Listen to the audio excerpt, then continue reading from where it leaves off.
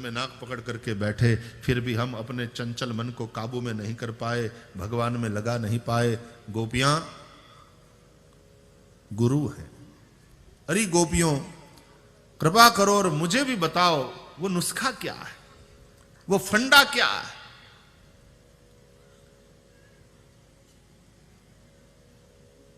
कैसे मन भगवान में लगे।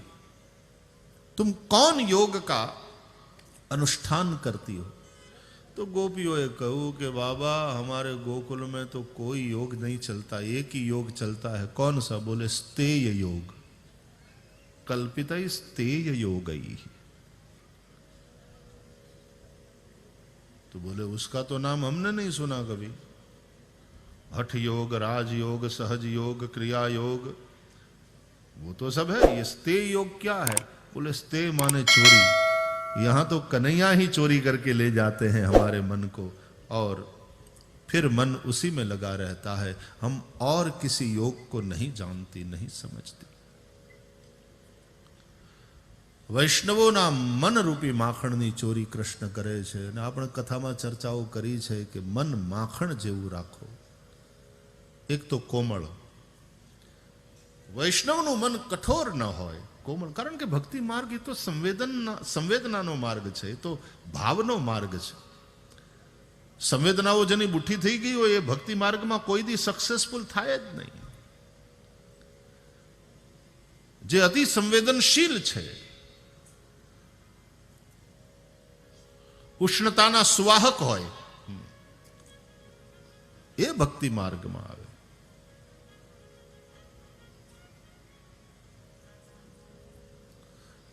ઘણા ફાળો આપે પણ એ હુંફાળો ન હોય. સુરેશ દલાલનું વાક્ય છે કે ફાળો પણ હુંફાળો હોવો જોઈએ.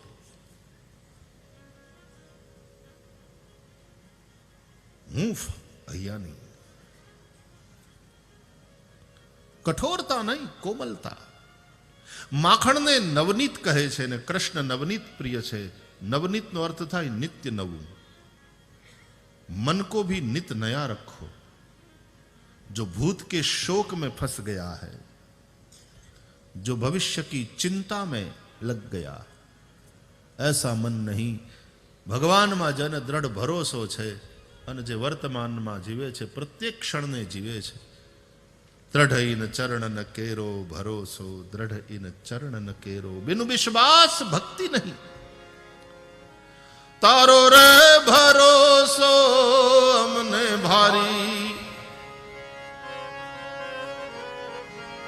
એવો ગિરનારી દાતા ગિરનારી.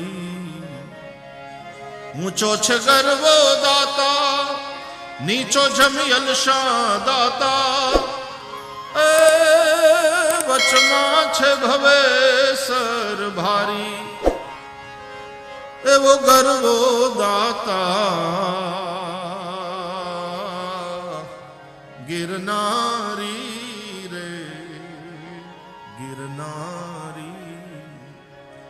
તારો રે ભરોસો મને ભારી, એવો ગર્વો દાતા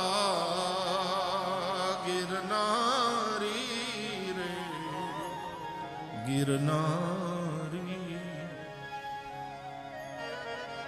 ભરોસો, ભરોસા વિનાનું ભજન ક્યું? અને એટલા માટે એને ભૂતનો શોક ન હોય ને ભવિષ્યની ચિંતા પણ ન હોય. નવનીત, પ્રત્યેક ક્ષણમાં જીવનારો, આનંદ લેનારો. માખણ નિત નવું હોવું જોઈએ. મન પણ નિત નવું હોય, મન વાસી ન થઈ જાય.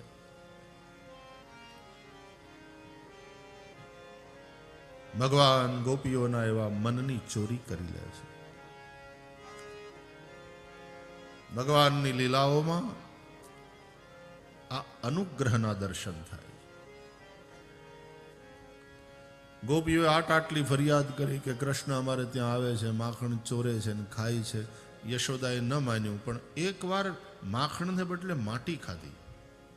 અને છોકરાઓએ આવીને ફરિયાદ કરી મા યશોદાને, કૃષ્ણો મૃદમ ભક્ષિતવાન ઇતિ માત્રે ન્યવેદયન. मैया मैया मिट्टी खा रहा है कन्हैया। अन यशोदाए हाथમાં લાકડી લઈને બોલાવ્યો, જાઓ બોલાવો એને. આવ્યા દાઉજીને બધા છોકરાઓ, હાલ માં બોલાવે છે, ગુસ્સામાં છે, હાથમાં લાકડી છે, આજ તેરી પિટાઈ હોને વાલી. જેના ભયથી ભય નહીં ભય લાગે એ આજ ભયભીત થઈને આવ્યો. સા ગૃહિત્વા કરે કૃષ્ણમ ઉપાલભ્ય હિતૈષિણી. યશોદાએ કૃષ્ણનો હાથ પકડ્યો. કેમ તો જેણે ગુનો કર્યો એને ધરપકડ થાય ને, આ હાથથી જ તો માટી ઉઠાવીને મોંમાં મૂકી હશે ને, હાથ પકડ્યો.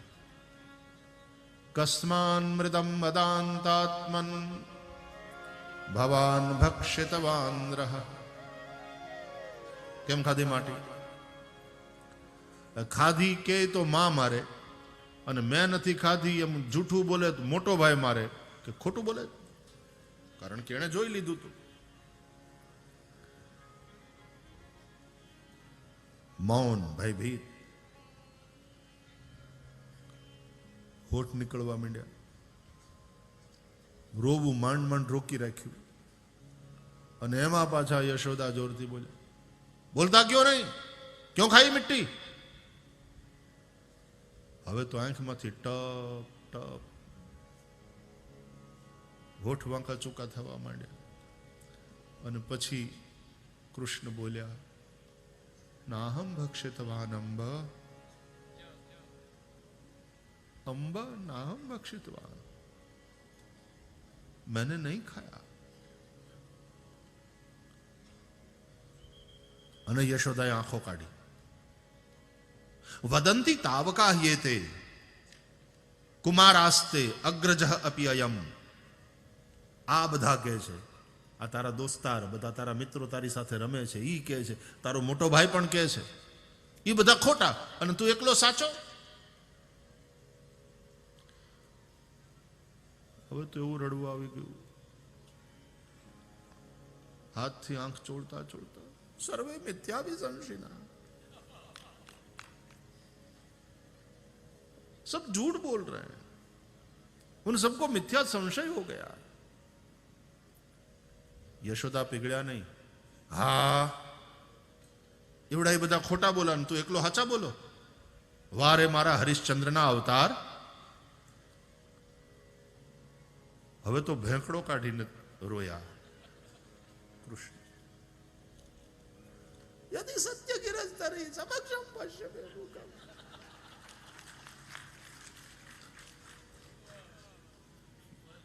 દર્શન કરો આ લીલાના.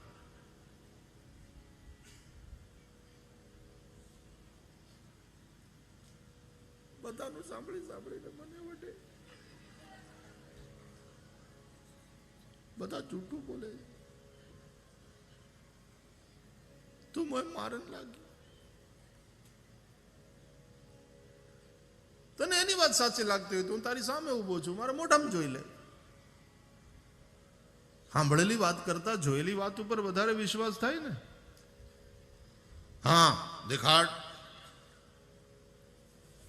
અને કૃષ્ણે મોઢું ખોલ્યું અને માં યશોદાએ આખા બ્રહ્માંડના દર્શન કર્યા પ્રભુના મુખમાં. અગણિત રવિ શશી શિવ ચતુરાનંદ, સપ્ત સાગર સપ્ત દ્વીપ જડ ચેતન બધું જ ભગવાનના મુખમાં જોયું.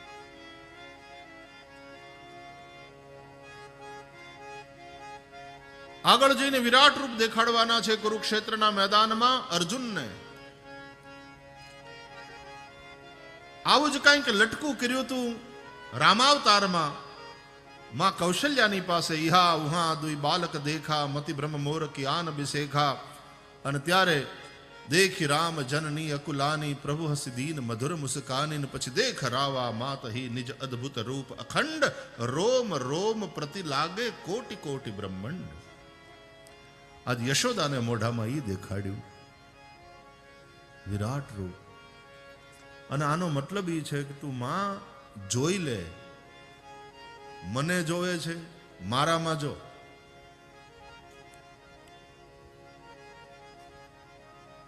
બધું મારામાં જ છે. મારાથી બારું કાંઈ નથી, અને જે કંઈ છે એ બધું હું જ છું, મારાથી જુદું કાંઈ નથી.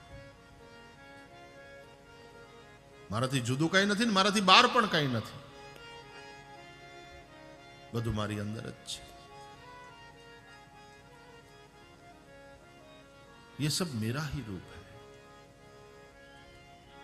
खाई वो चीज जाती है जो अपने से जुदा होती है, अपने से बाहर होती है. तो रोटलो खवाय, लाडवो खवाय. एक बहन बहु भूख लागे थी ने પછી પોતાનું નાક ઉખેડીને ચાવી ગયો, એવું સાંભળ્યું ક્યાંય?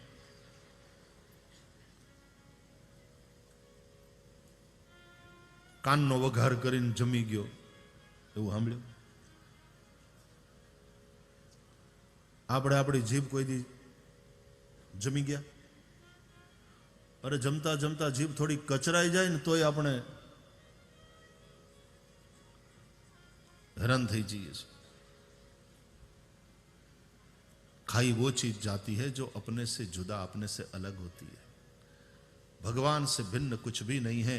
श्रुति कहती है सर्वम खलु इदम ब्रह्म, सब कुछ ब्रह्म ही. અને એટલા માટે બ્રહ્માર્પણમ બ્રહ્મ હવિર બ્રહ્માગ્નૌ બ્રહ્મણાહુતમ બ્રહ્મૈવ તેન ગંતવ્યમ બ્રહ્મ કર્મ સમાધિના. આજ માં યશોદાએ પહેલી વાર સ્વીકાર કર્યો કે હું જેને પુત્ર માનું છું એ હકીકતમાં પરમાત્મા છે, એ જગતનો બાપ છે. અસ્તુતિ કરી ન જાય ભય માના, જગત પિતા મેં સુત કરી જાના. બે હાથ જોડ્યા ને પગે લાગ્યા ને યશોદા. કૃષ્ણને ગમ્યું નહીં કે લે આ તો બીજી માથાકૂટ ઊભી થઈ. આપણે આપણી નિર્દોષતા અને આપણે આપણું અભોક્તાપણું સિદ્ધ કરવા ગયા. અને સાચી વાત છે, ભગવાન બ્રહ્મ ભોગતા નહીં હે. અહમ ભોજનમ નૈવ ભોજ્યમ ન ભોગતા, ચિદાનંદ રૂપ શિવોહમ શિવોહમ. પણ એ પોતાનું અભોક્તાપણું સિદ્ધ કરવા ગયા. ખોટું નથી બોલ્યા. નાહમ બક્ષિતવાન અંબ એમ કહીને જૂઠું નથી બોલ્યા. હકીકતમાં બ્રહ્મ બોલે છે ને બ્રહ્મ ભોગતા નથી, સાચું જ બોલે છે. પણ ભાવ દ્રષ્ટિથી આપણે ભગવાનને જમાડીએ તો પછી સુદામો ખોટું બોલે. આ કૃષ્ણવાળા બધા જે છે વદંતી તાવકા હિયતે, એ સુદામો ખોટું બોલે કે મારા તાંદુલ ઝૂંટીને ખાધા. તો પછી ઓલી શબરી જૂઠું બોલે છે કે મારે ઝૂંપડે આવીને હેઠા બોર ખાધા. તો પછી તમે વિદુરના ઉપર આળ લગાડશો, એને ઘેર આવીને ભાજી આરોગ્યા કે તમે ખોટું બોલ્યા. આ તો ભોગતા નથી. ભક્તોનો ભગવાન ભોગતા છે, એ ભાવથી આરોગ્ય છે. જ્ઞાનીઓનો બ્રહ્મ ભોગતા નથી. નાહમ ભક્ષિતવાન. અને કૃષ્ણ એટલે પરબ્રહ્મ. પણ અહીંયા પોતાનું અભોક્તાપણું સાબિત કરવામાં એનું બ્રહ્મપણું પ્રગટ થઈ ગયું. અને માએ જ્યારે પ્રણામ કર્યા એટલે કૃષ્ણને થયું કે લે તો લીલાની મજા બગડી જાય. હવે મા મને ખોળામાં નહીં બેસાડે, હવે મારા માટે સિંહાસન બનાવડાવશે, હવે મારી માથે હાથ ન મૂકે, હવે મને હાથ જોડે, હવે ઠપકો ન આપે, ખીજાય નહીં, હવે સ્તુતિ કરે, એ મજા બગડી જાય. એટલે ભગવાને વળી પાછી પોતાની માયાને કામે લગાડી. ઇત્થમ વિદિત તત્વાયામ ગોપિકાયામ સ ઈશ્વરઃ વૈષ્ણવીમ વ્યતનોન્માયામ પુત્ર સ્નેહમયીમ વિભુ. વિદિત તત્વા થયેલી યશોદાને બધું ભૂલવાડી દેવા માટે ભગવાને પોતાની મા ઉપર વૈષ્ણવી માયાનો પ્રયોગ કર્યો. અને સદ્યો નષ્ટ સ્મૃતિર ગોપી. માયાએ પણ યશોદાની પાસે આવવું હોય ને તો એ કામ મર્યાદાથી આવવું પડે, વૈષ્ણવી બનીને આવવું પડે. વૈષ્ણવોને મોહ કરાવે એ વૈષ્ણવી માયા, પણ વૈષ્ણવોને મોહ કરાવે વૈષ્ણવી માયા તો એ મોહ પણ ભગવદ વિષયક હોય છે. વૈષ્ણવી માયા આસક્તિ કરાવે વૈષ્ણવને તો એ આસક્તિ ભગવદ વિષયક હોય છે. અને ભગવાનમાં થયેલી આસક્તિનું નામ તીવ્ર ભક્તિ છે. મોહ ભગવદ વિષયક.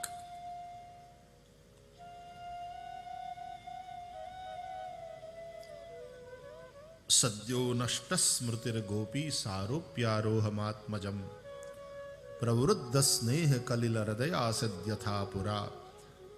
પહેલા જેમ જ પાછો ખોળામાં લઈ કૃષ્ણને અને વાલ કરવા માંડી યશોદા, કારણ કે ઓલો પડદો પડી ગયો ને જ્ઞાન ઉપર, એટલે કૃષ્ણને નિરાશ થઈ ગયા. હવે બરાબર. એટલા માટે ભાવ દ્રષ્ટિથી માયાના પણ 3 ભેદ કયા છે. આમ તો ભગવાનની જેમ અજની જેમ અજા પણ